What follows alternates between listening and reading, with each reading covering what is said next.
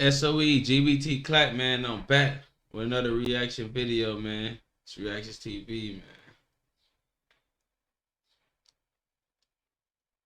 Back with another one, back with another one, back with another one, back with another one.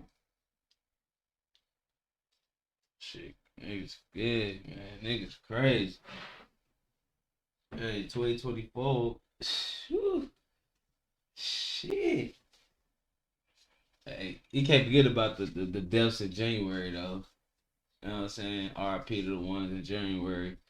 But niggas started off early, bro, this year, boy. They started off early with this shit. You heard me?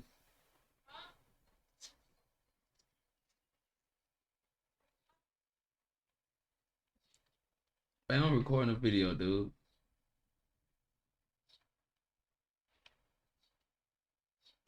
Nobody wins when the family feels, but my stash. The ball in your court at all times. Whether you living a good life or a bad life, the decision is yours. But you gotta live with the results, whether they good or bad. And there's two type of players: ones that accept it and ones who don't. So shout out to my boy, the Family TV, man. Y'all get over there, man, and subscribe and shit. Just tune into my nigga shit, man. My nigga, he got some. I fuck with bro channel. I be rocking with bro channel every day, bro. I fuck with bro channel every day, bro. I ain't gonna cap.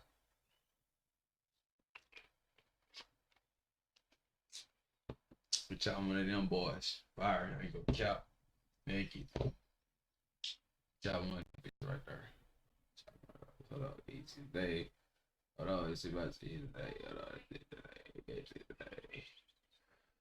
Yeah, you see today right there? Yeah, y'all go right there. Yeah. Thank you. Today we talk about a man who lived the street life, paid the ultimate price, though he's still living. And the real question I ask at the end of this video is, did he accept it? Your loved ones mourn and call me a whole bastard. I'm so flattered, it's cold dirt thrown over a closed cat. Another victim of gun violence in the Rose City is Max Victor. Police say he was shot and killed May 4th in what's described as a drug deal gone bad. Investigators say Nathaniel Freeman pulled the trigger in that shooting as well. In fact, Freeman was sitting in jail on those charges when police connected him to the Griffin slaying. It all amounts to a lengthy rap sheet for a rapper known as Nate Grapes. I'm looking for my cell, I'm walking down the tier, and I get to my cell, it's a little nigga in there. But, you know, we introduce ourselves, you know, he's who he is, where he's from. I say, Ryan, you know who I am, where I'm from. He like, oh, for sure, you from Berkeley? Woo. Like, yeah. He like, yeah, you know, woo-dee woo woo woo woo. He talking about the nigga I just got on. I just killed this nigga, got 10 years for it. Wow. The rapper's story is not one of caution, nor glory. It's a human story, painted the canvas of a society that walks the fine line between creating and destroying in its own. So before we go over this one, family, remember, I don't give you no angle. I just give you the story. So with that being said, make sure you like, comment, and subscribe. We'll jump right to it. After already serving 8 years for a body, a Portland rapper had caught 2 bodies just 10 days apart.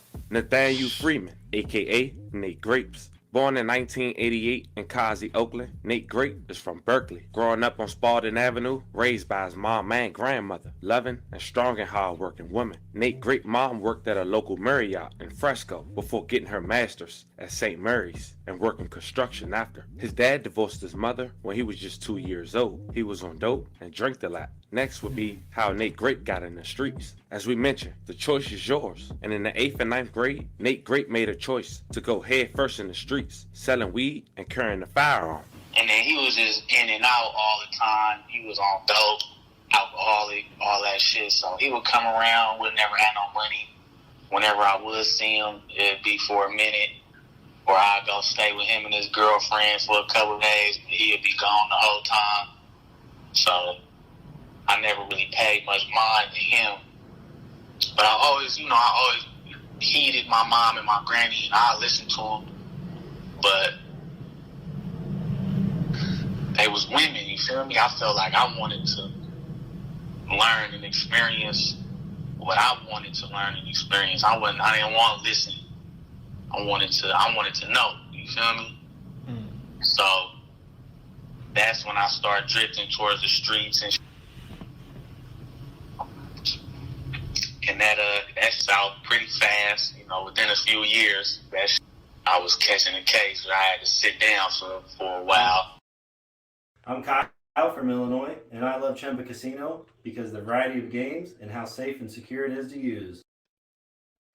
As you heard Nate Grape's response on how he fell victim to the streets, you can only imagine how not having no siblings and in those conditions played an effect on him. Growing up in Berkeley for Nate Grape, his favorite rapper was a West Coast rapper that went by the name of Jacka, and one of Nate Grape's favorite albums of all time was an album titled Mob Figures by Jacka, with songs like Million Miles. Be a million miles away when you get this letter. While building the buzz with the local talent with tracks like Dark Trap, Nate Grape had his career on stall after catching a body in 2007, taking the life of a youth football coach and wounding another man near UC Berkeley campus in a shooting that stemmed from disrespect, according to prosecutors. Just 19 years old at the time, Nathaniel Freeman, aka Nate Grapes, was charged with an assault with a deadly weapon for a shooting that took place on Durant Avenue and Valdez Street, broad daylight on a Tuesday evening, taking the life of Marcio Smith, just 33 years old, and wounding his then brother-in-law, Marcus Mosley. According to the police, the shooting happened a block away from the campus during graduation exercises. It stemmed from a dispute at a party a week earlier between Freeman and Mosley, which, as we mentioned, started over nothing.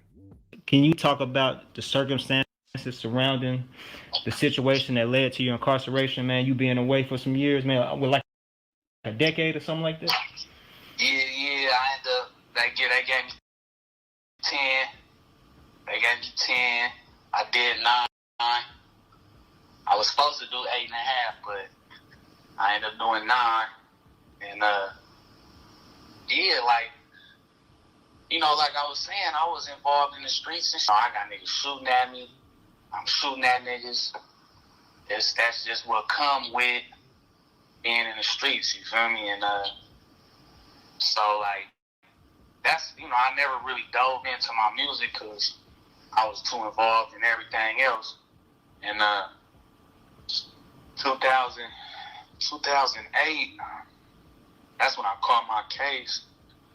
I was 19, and my partner, my folks had like a little like a bonfire birthday party for his baby mama at the time.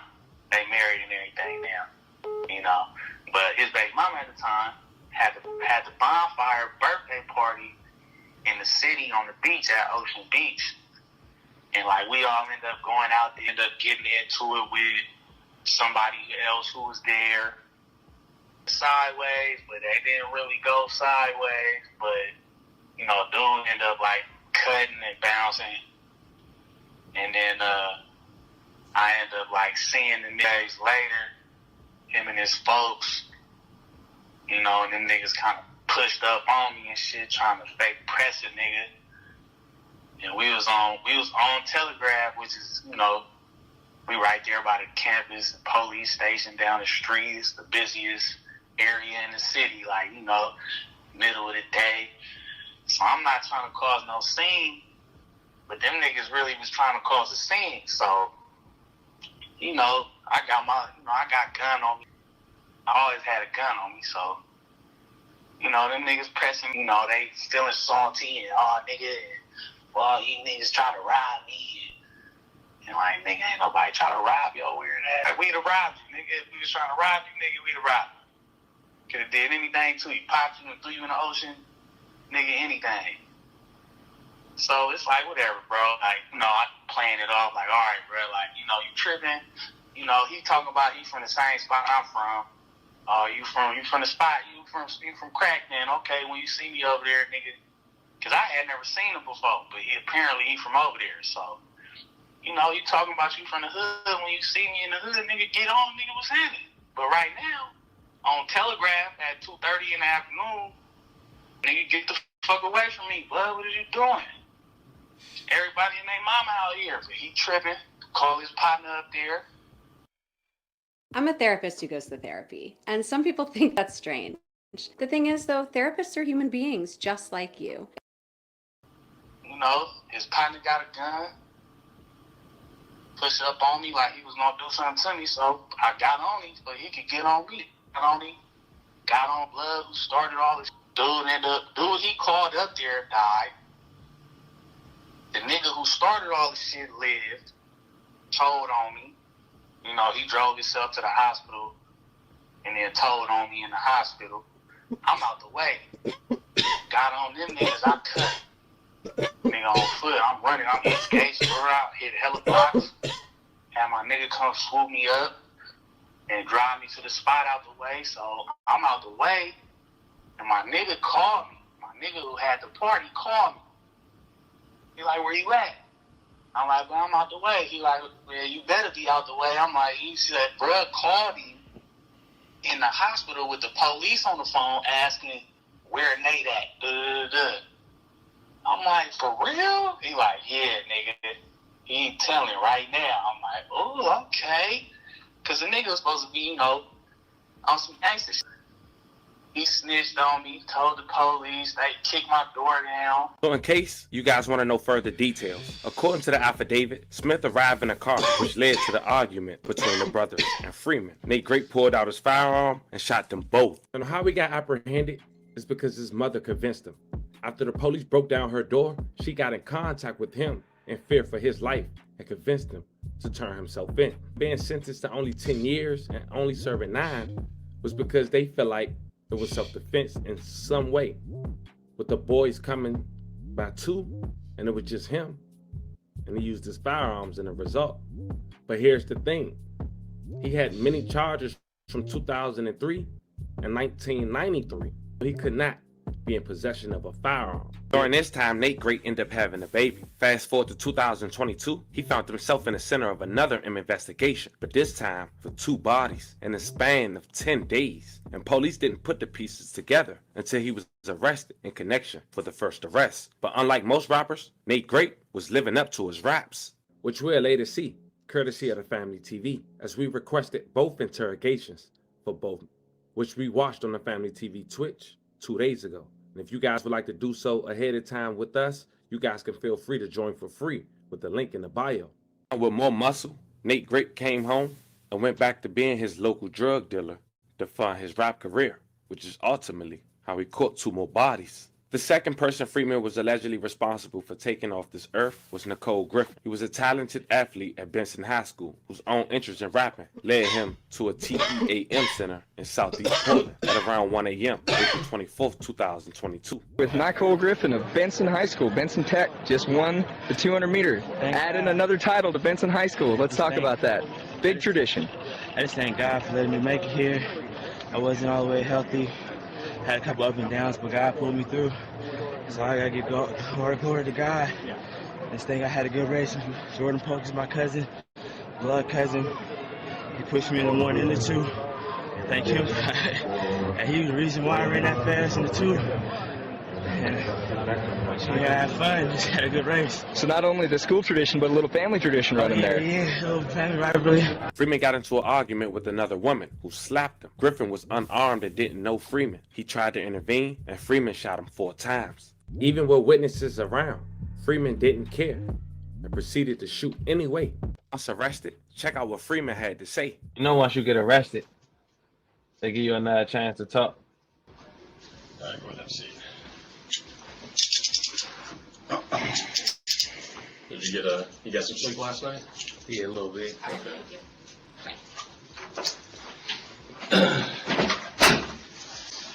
All right, so we brought you up here because we wanted to talk about some stuff different than the stuff that the detectives talked to you about last night. Mm-hmm. It's a different case that we're working, and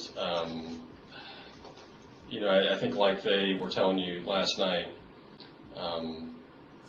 you know, our job as investigators is to kind of get the facts and try and find out what the truth is. Mm-hmm. And sometimes the truth, you know, isn't necessarily like a bad or a terrible thing. Sometimes the truth helps fill in gaps. And, you know, when we do investigations, you know, we start with usually like a 911 call, and then, you know, we get these reports and we get one side of the story, and then, you know, we fill in the gaps with, you know, video evidence and physical evidence and things like that. But what we like to have is, you know, a full story from everybody that we think was involved, who I made it like 6 days ago. Perspective on why things happened the way they did. And so that's why we're here chatting with you this morning is, you know, we're hoping to get a little bit of perspective from you about the case that we're investigating. And so Different case. It's a different case. So that's why we wanted to come here and chat with you this morning and kind of, you know, give you a chance to tell us, you know, your version of events. And, you know, hopefully we can maybe ask some clarifying questions and kind of, you know, get to the bottom of things and figure out like 100% accurate facts about what happened. The case last night, I told him I wanted to talk to him. Yeah, and I know, and we don't want to talk about that case at all. We want to talk about like, something different that happened, you know, a couple of weeks before that case. So we don't want to mess with that. I'm not interested in that case at all. Okay. But what I do want to do is I do want to advise you of your rights before we go any further, because you're in custody. You know, you're in the police station, and so I'll go ahead and read it. He ain't fold and asked for a lawyer, but he was detained. But during this time, authorities would find out that Freeman would be connected to another body just 10 days after the second one. This victim name was Morgan Max Victor. A minor dispute, Freeman creeped back to Victor's Southeast Division Street apartment at around 1:30 a.m. May 4th, 2022, and shot Victor multiple times as he answered the front door with his fiancée in the bedroom sleep. May he rest in peace and level condolences to his family. Apparently this was over a bad drug deal. Freeman wanted his money that he felt like he was owed. But check out what he had to say.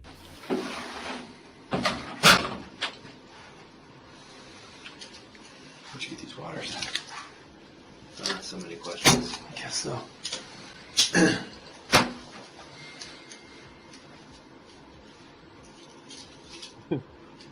It's not like, all right, good, we good, all right. Okay, so I'm Ryan. This is Travis. Obviously, detective with the police bureau. Just so you know, these rooms are recorded. It's for the protection of people that we interview, so we can't screw their words up or like say you said something that you didn't say. Let's tell people up front, just so you know. Hey, my nigga crazy. My nigga throw it off. My nigga throw it off. He thought he was untouchable. He thought the police was gonna catch his ass. He thought they didn't know nothing. He thought he was just, nigga, come on, bro. You thought you was nigga Casper in the streets, didn't you? That nigga was committing murders like it was easy to do. Like they easy to commit. Like you ain't gotta think about nothing. Just go and kill somebody. Just go kill him. It ain't even like you gotta think about it. That's how he made it seem like, nigga, it's so easy. He made it look like it was so, man, he made it look like it was easy just to catch a murder, bro. Just to catch these murders, bro. Not only that, my boy already served 9 years full of murder. You know what I'm saying? On two brothers. You feel me? Or two people. You feel me? So, boy was out here just killing shit. He got away with the other two murders and thought it was just, damn, boy. Damn, my boy. Travis and I are investigating a case that happened week on Wednesday. Thing is, with our jobs, we have to put pieces together, things that don't really make sense all the time. And part of that is that in our job is that we find facts. And sometimes they work in our favor, sometimes they don't. They just help us understand it. That's our whole job. We're not here to make somebody guilty who's not, but there's oftentimes two sides to every story. And so we brought you here today because we know that at least you're going to have a side of a story, and you may be able to provide some context to where you were or what was going on. because we gained some information along the way in this case that we're investigating. We know that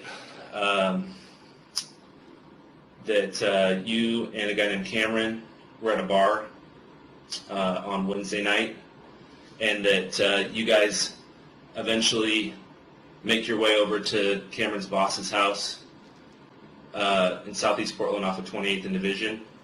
That there's a little drug deal. This guy's drunk. He's probably disrespectful to you. And a little tussle takes place.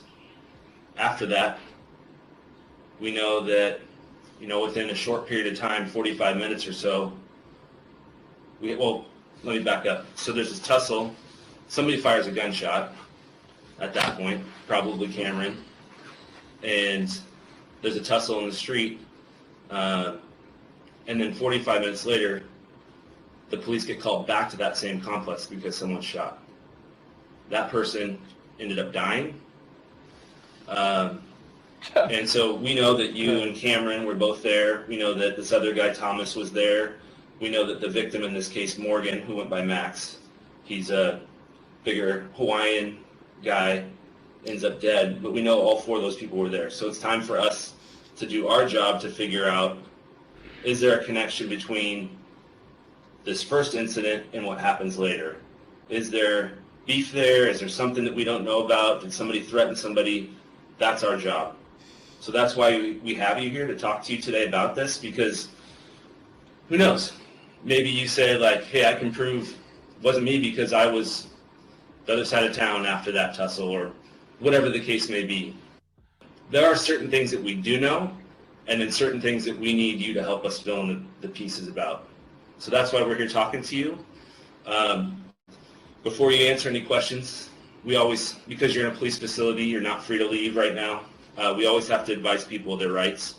And that's something I'll read to you in just a second.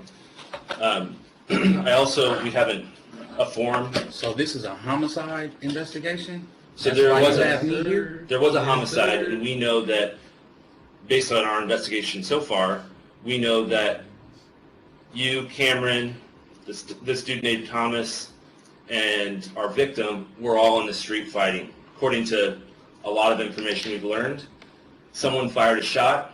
Like I said, I believe that's probably Cameron, and the police got called. Nobody was there when the police showed up that first time, but then the next time the police get called, it's like 45 minutes later, and someone's dead. So now we got to backtrack. Who was with them? Who was fighting before? Where were these people at? What were they doing at the time? Those are the questions we have to answer. And it may be something that you can answer, like, I'm not going to ask you questions yet because I haven't told you your rights, but what I'm telling you is it may be pieces that you could fill in and say, whatever you're going to say, yeah, I was there, no, I wasn't there, but here's where I went afterwards, or here's who actually fired the shot, or here's what happened. I don't know. That's what we're trying to figure out. Were you there later on? Were you there earlier? That's what our job is to figure out. And that's basically what we do as detectives, is who is responsible ultimately and what took place. So before I get too far along, I just want to ask you a couple quick questions. Are you sick or injured today? No. Okay. Do you have any medical conditions that we should know about while you're here? No. Okay. You're not taking any medication for something? No. Okay. Haven't had COVID recently? No. Okay. I had a cold all right. a week or two ago. But you're not going to give us COVID though. Okay. You're not going to give us the COVID right now? No. Okay. That would have been probably too late for you anyway. Yeah, that's probably true. Are you on parole or probation? Not joking with you. Do you live in the city of Portland? Yeah. Okay. All right. So I'm going to just read these rights to you. It's from the standard form. I'm talking about this incident where you and Cameron were at the bar. I think so. Okay. Do you know who Cameron is? I don't know. Or Cameron. I know somebody named Cam. Okay. He's kind of like lighter skinned, maybe mixed race. Got that beard thing. Kind of got a beard, shaped head. Mm-hmm. So his boss Max he does construction. His boss, Max, called him up and said, hey, I'm looking for just a little bit of coke. We're partying over at my apartment. And allegedly, you and Cam showed up there, and you did like a little grand deal with him, which we don't give a shit about. I mean, it's basically legal here. This a hidden myth with these rappers as we do these stories. A lot of them funding their career with these little petty drug deals. So apparently he was a drug dealer or the enforcer because he big as hell. Anyways, but we don't give a shit about that. And then there was some disrespect that happened where this guy, Max, the big Hawaiian guy, slapped you in the face. And that was disrespectful, and it kind of led to words being exchanged. Does that ring a bell with you? Yeah. Okay. Can you kind of walk me through what happened in that, with that portion of it? You know, I don't really know. Did he come at you like at the point where? I feel like I might want to talk to a lawyer. Okay. Fair enough. I'm not sure about all of this. Okay. You want to read that, or would you like about any shootings or anything like that? You know, I'd get like, you know, sell some drugs here and there just to stay afloat, but I don't know nothing about any shootings or anything. Okay. Yeah, and like I said, I think that Cam was the one that initially fired a shot based on the evidence that we found. And you don't have to, like you said, so I have this search warrant to read. They trying to bait him in. Y'all think he gonna get baited in? He asked for a lawyer once. Read it word for word at this point. They bait the bit right now by keep talking to him. They could have been wrapped that shit up. All right. County of Multnomah, and then you can find an Oregon revised statute 16622. Felon in possession of a firearm with a firearm as defined in Oregon revised statute 166270. To wit, a .223 caliber rifle, a 5.7 by 2.8 caliber handgun, a .223 caliber ammunition, a 5.7 times 2.8 caliber ammunition, cartridge casings, rifles, magazines, handgun magazines, holsters, gun boxes, gun parts, a light-colored cookie zip brand zip-up hoodie with cookies on the rear in large multicolored letters, a black beanie, black pants, dark-colored athletic shoes with white athletic style shoes with white or orange accents, a black Detroit Red Wings Letterman jacket, an orange beanie with a triangle-shaped logo on the front, a multicolored Nike shirt with orange shoulders, blue sleeves, white front with a dark colored Nike logo on the front, cocaine, U.S. currency, cellular phones, hairs, fibers, blood, bodily fluids, and other biological materials or trace evidence, fingerprints, written material, photographs, and evidence of ownership, including mail receipts and forms of identification. Freeman, aka Nate Great, he ended up getting life sentence twice, but he have to serve, meaning he'll lose his last breath inside of jail. He didn't really talk or give detectives anything to run with other than their own conclusion, which was ruthless. This was the story of a Portland rapper who let the streets just get the best of him since an early age, in and out of jail since 1993. Now 34 years old, will spend the rest of his life with 5 kids at home in prison. Damn. Let me know how you guys feel about this one. Once again, rest in peace to all the victims. Love and condolences to the families. Talk to me in the comments. Don't forget to like and subscribe. A lot of them be the most capping ass shit niggas. A lot of them be the most capping ass niggas, bro. Don't be. They be saying they be wanting to do this for their kids and this and that, bro. At the end of the day, bro, if you ain't made it mainstream and you ain't, I don't know, bro. I don't know what the fuck these niggas got going on. Even sometimes these mainstream niggas too be goofy too. I don't even want to speak on it really, bro. I really don't even know. But this don't be him. If you a rapper, bro, young niggas, if you a rapper, bro, just don't be him, bro. You know what I'm saying? He was a crash out all the way, bro. You know what I'm saying? I mean, I get the smack part, you know what I'm saying? You don't let no nigga smack you, bro, but you ain't gotta go grab no gun and go kill a nigga, bro. Beat the fuck out that nigga right there on the spot. Shit. Feel me? That's more respect. You know what I'm saying? But let me know how y'all like this video, man. Hit that subscribe button, hit that like button, and send some comments through this motherfucker, man. It's global.